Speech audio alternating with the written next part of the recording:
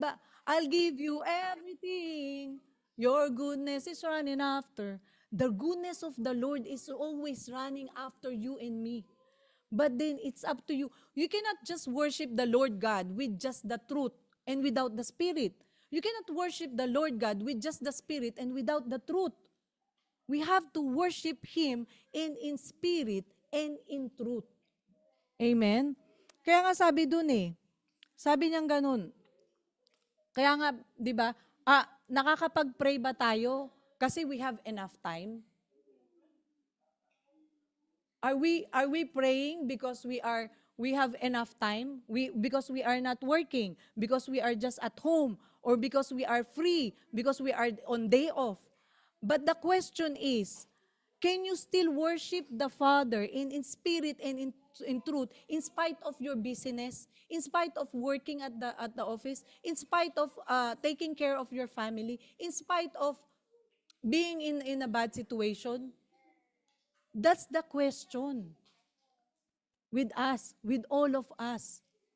Na you can pray. Parang, di ba, sabi nga nung minsan, nung wala akong trabaho, nakakapag-pray ako ng 5 oras, 4 na oras, 6 na oras, 7 oras, 8 oras. Pero the question is, when you're already working, can you still pray with the way you pray when you are free? In spirit and in truth? Amen? Amen po ba? Are we still there? Ito po for us to desire, for us to get closer to who really is the Father sa buhay ng bawat isa sa atin bilang believers, bilang Kristiyano, bilang tinatawag na anak ng Diyos. Ito po yung ito yung laging nagre-remind sa bawat isang believer na sinasabi po dito, yung sinabi niya sa Joshua 1. Ano po yung sinabi niya sa Joshua 1? The book of the law shall not depart from your mouth, but you shall meditate it day and night. Meditate it day and night. You will not just read the word of God, but you have to meditate it day and night.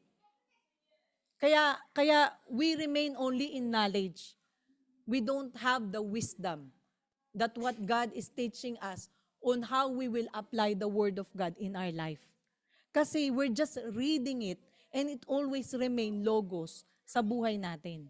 Ang dami mong alam na word, pero ganun ka pa rin. Hindi ka pa rin nagbabago. Hindi ka nagbe-bear ng fruit. Walang nababago sa buhay natin. Ganun ka nung na-receive mo yung salvation, 10 taong ka ng Kristiyano, ganun ka pa rin. Amen? Sabi po dito, meditate it day and night that you may observe to do according to all that is written in it. Imagine niyo po, pag mineditate niyo po yung salita ng Diyos sa umaga, sa gabi, sa bawat oras ng buhay mo, sa bawat gagawin mo, minemeditate mo yung salita ng Diyos, sabi po dito, ma-observe mo at magagawa mo kung ano yung nakasulat sa sinasabi ng Ama, sinasabi ng salita niya. Doon mo pala magagawa yun. Amen? And there is a promise.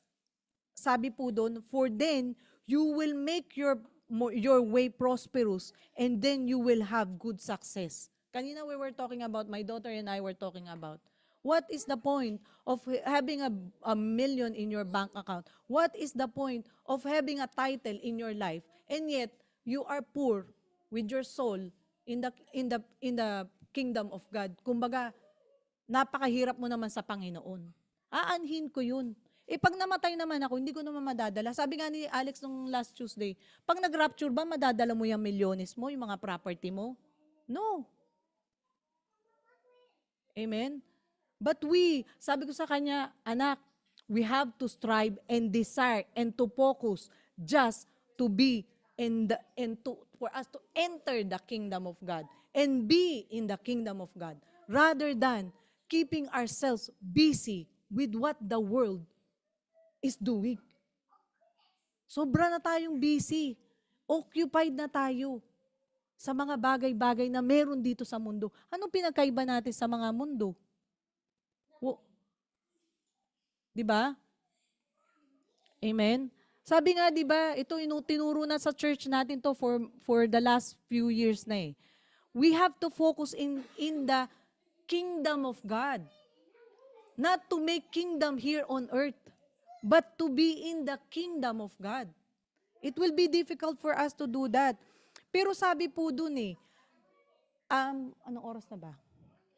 Pero, pero sabi po kasi doon, hindi naman tayo mahihirapan to do those things na sinasabi dito eh. For us to achieve that prosperous life, for us to to receive that success in life, hindi po tayo mahihirapan. Kasi di ba sabi doon, sinabi ni Jesus sa John 15:26, "But when the Helper comes, whom I shall send to you from the Father, the Spirit of truth, who proceeds from the Father, He will testify of me." Amen. So now that the Spirit of God is within us, dapat tayo na yung nagte-testify.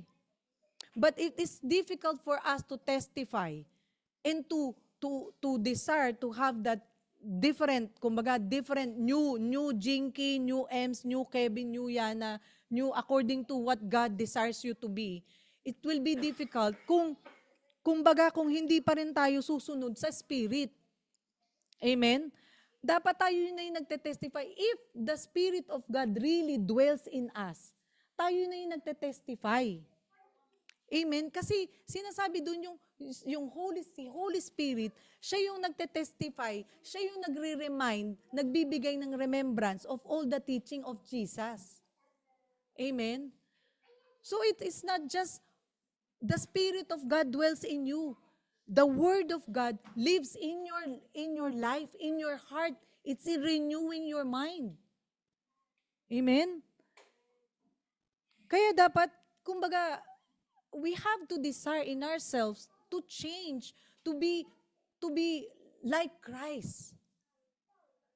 But the question is always, why this indwelling, the sin is still stuck in us?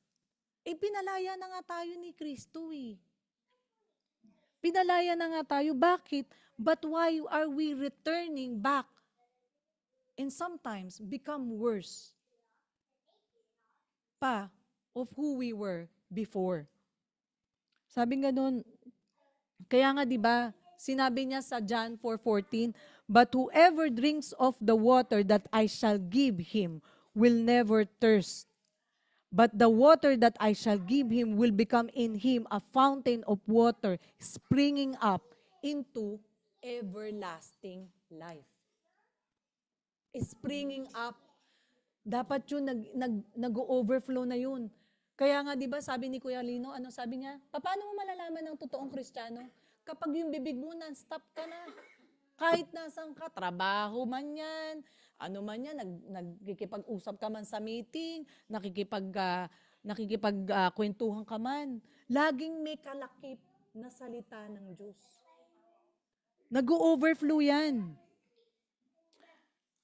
1 Corinthians 6:9-11, "Do you not know that the unrighteous will not inherit the kingdom of God? Do not be deceived, neither fornicators, nor idolaters, nor adulterers, nor homosexual, nor sodomites, nor thieves, nor covetous, nor drunkards, nor revilers, no extortioners will inherit the kingdom of God. And such were of you, but you were washed, but were sanctified, but you were justified." Imagine mo yun na free na po tayo, na wash na tayo, na sanctified na tayo, sinasanctify tayo continually ng Word of God, na justified na po tayo in the name of the Lord Jesus and by the Spirit of our God. Amen?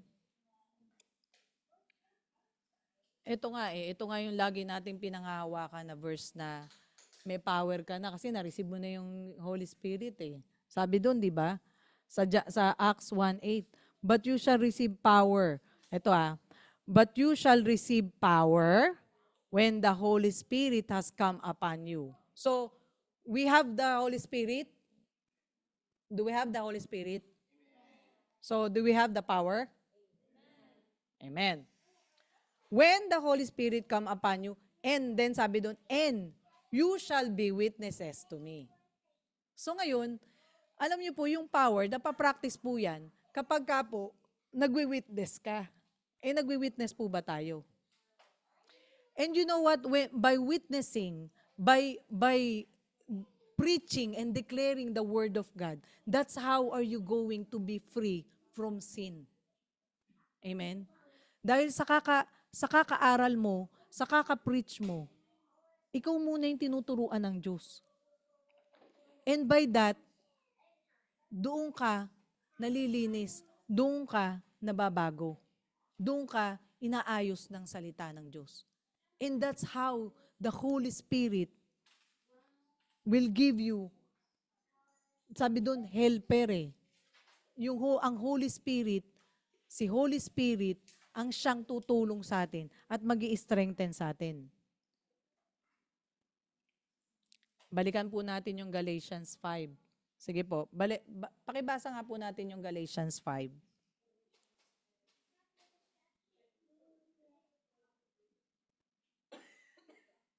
Ito po makikita po natin dito yung difference po ng flesh at saka ng spirit. Amen. Sa 19 po tayo. Sige po, 18. Sabi po dito sa 18, Galatians 5:18 para po dun sa mga nasa Zoom. Sabi po sa Galatians 5:18, but if you are led by the Spirit, you are not under the law. Now, the works of the flesh are evident, which are adultery, fornication, uncleanness, lewdness, idolatry, sorcery, hatred, contentions, jealousies, outbursts of wrath, selfish ambitions, dissension, heresies, envy, murders, drunkenness, revelries, and the like, of which I tell you beforehand, just as I also told you in time past, that those who practice such things, na walang those who practice such things will not inherit the kingdom of God. Sabi po kanina sa John 3:5, for you to enter the kingdom of God, you must be born again with water and of spirit. So ngayon, if this is clearly said that if we continually living in flesh, in spite of the Holy Spirit, sabi nga, temple ka na Temple ka na ng Holy Spirit, but still, you choose to walk in the flesh.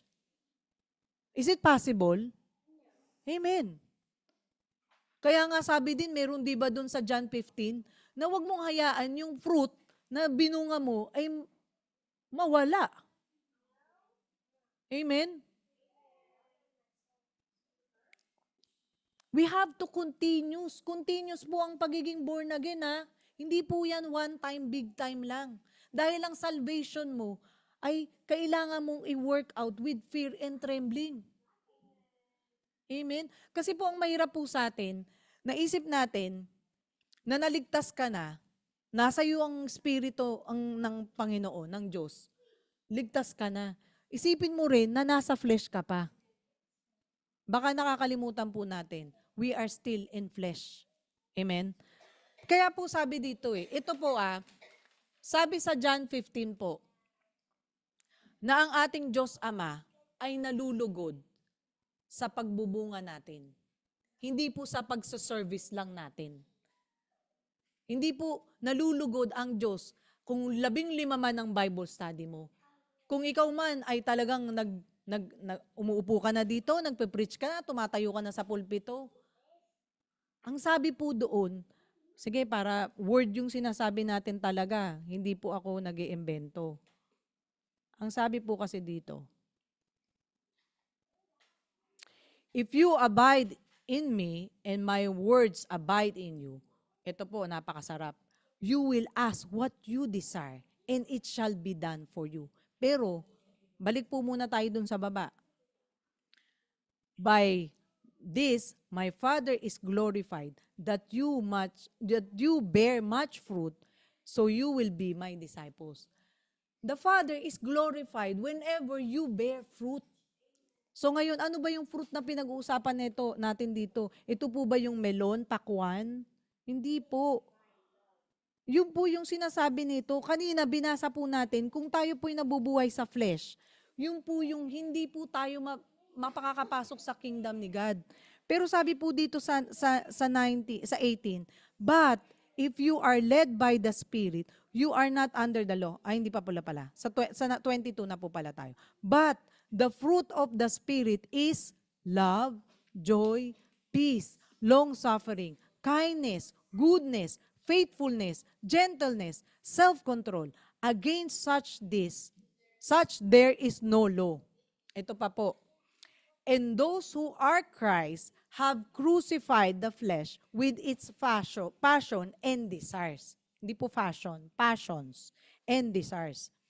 So, kung sinasabi po natin talagang tayo are with Christ, and the Spirit of Heavenly Father, of God, of the Holy Spirit dwells within us, Christ is in us. Talaga pong sasabihin natin na ikinrucify na po natin yung lust nung flesh natin. Pati yung passion. Yung mga desires ng mga flesh na yan. Sabi, if we live by the Spirit, let us also walk in the Spirit. Amen? Amen po ba? So, I ask everyone po, sa bawat isa po sa atin. Alam ko naman po dun sa binasa po nating mga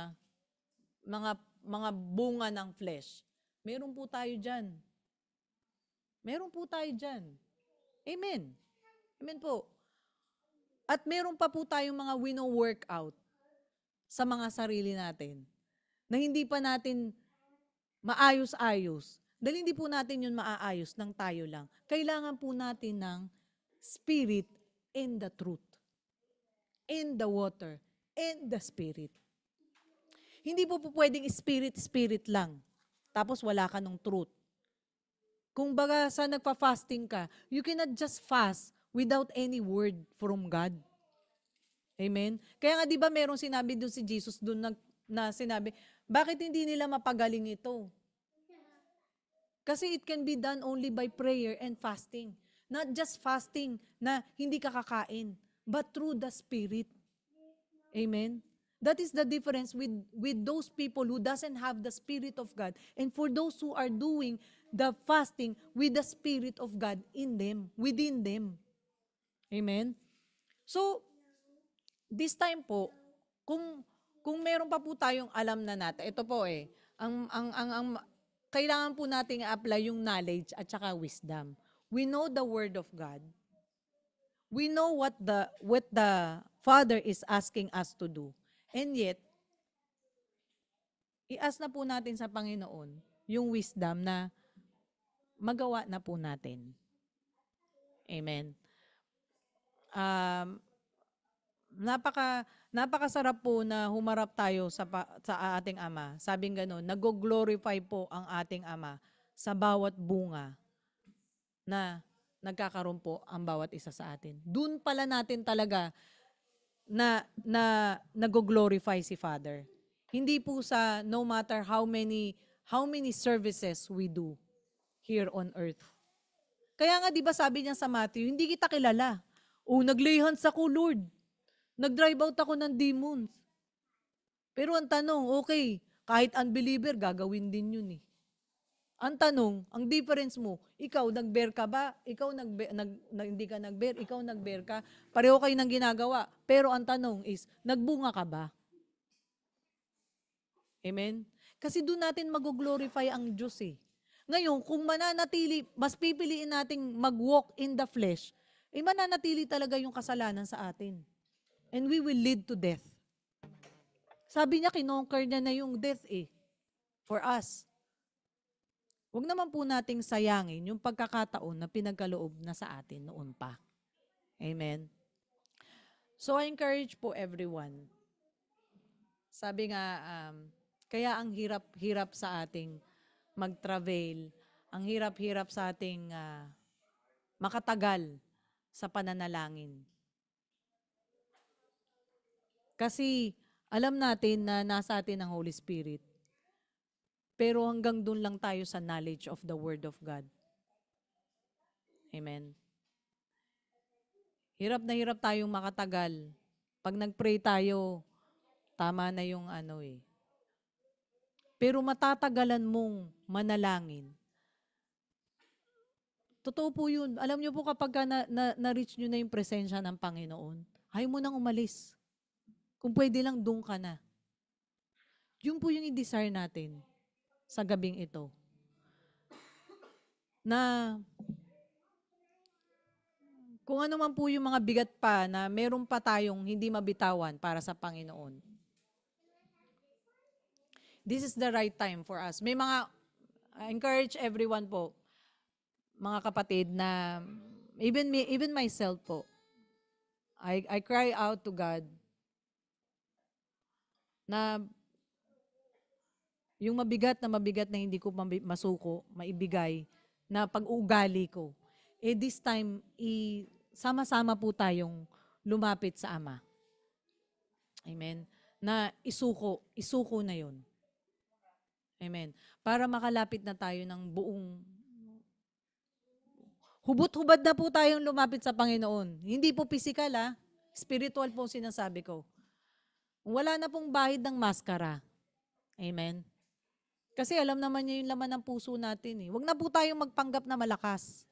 Huwag na po tayong magpanggap na may alam. Mas mabuti pa po yung tanggapin nating wala kang alam, kakaunti lang yung alam mo, kaysa marami kang alam pero hindi naman natin ginagawa. Amen? Wala po yan sa paramihan ng alam. Ang gusto po ng Ama natin ay yung magbunga po tayo. Amen? No matter how many knowledge we have, but if we don't apply it in our lives, if we don't desire to be Christ-like, there will be no changes in us. Amen? So, let us all pray na po. I encourage everyone po to go to their comfortable place.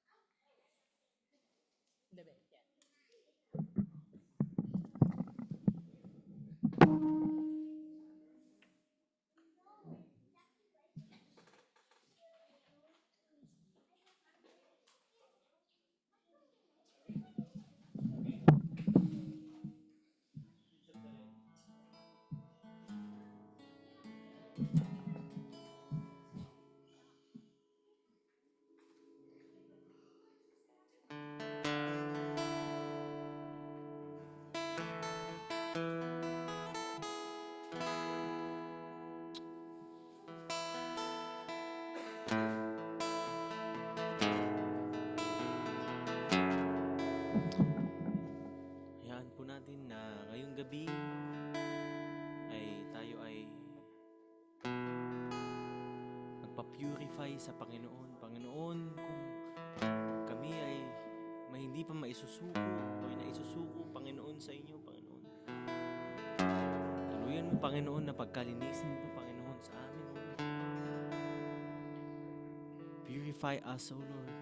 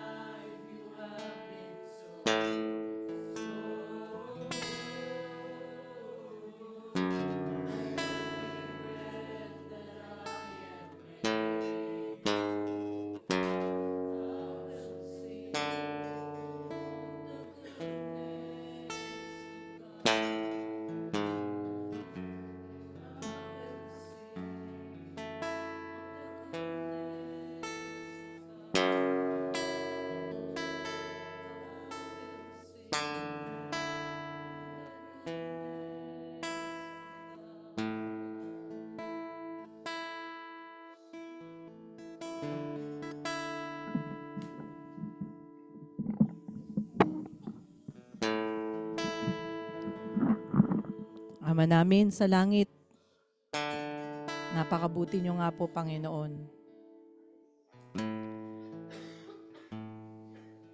Kahit kailan, Panginoon, hindi niyo po kami sinukuan, O Lord. Right now, O God, we thank you, O Lord. Kami po'y labis na nagpapasalamat, O Lord, sa walang sawa ninyong pagbibigay sa amin ng pagkakataon, O God, na makasama ka, O Lord.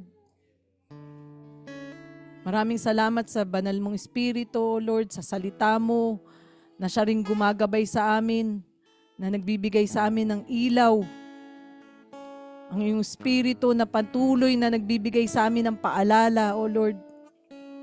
Sa mga oras na ito, O Lord, kami nagkakaisa at aming ibinabaon, inililibing ang aming mga kasalanan at kasama naming Panginoon ang iyong Espiritu na bumabangon muli, O God,